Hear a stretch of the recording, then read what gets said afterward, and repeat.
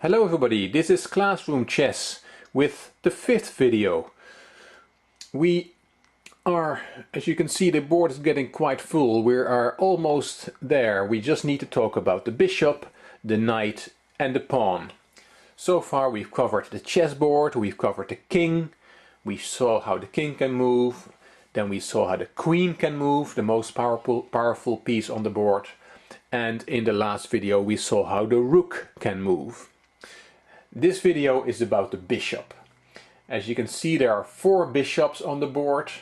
Both parties start with 2 bishops each, and I put them on their starting square. So in every start of every chess game, the bishops start on these squares.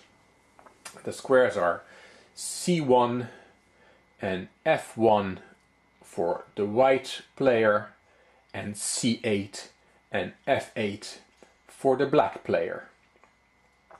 That's where the bishops start in every game. And let me tell you now about how the bishop can move. We saw in the previous video that the rook can only go in a straight line. Well, the bishop cannot. The bishop can only go diagonally, can only go across. So let's take an example. Let's take the bishop on C1. And let me draw the arrows so you can see where the bishop on C1 can go. And go all the way to the square H6. And on the other side it can go to B2 and A3.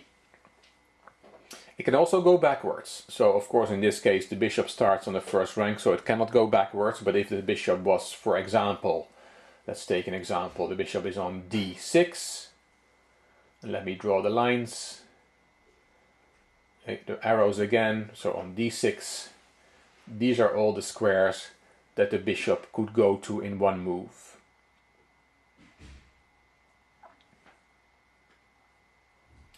What you can see here is that the bishop, in this case the bishop that starts on C1 on a dark square, can only go on dark squares. The bishop can, from C1, can never go to a light square. You see all the arrows, all the squares the bishop can go to are of the same color. And if we take the bishop on F1, you can see, and I'll show you, the bishop on F1 can only stay on light squares. There's no way, because the bishop can only go across, there's no way that the bishop can, from F1 can ever go to a dark square. Only light squares he can go to.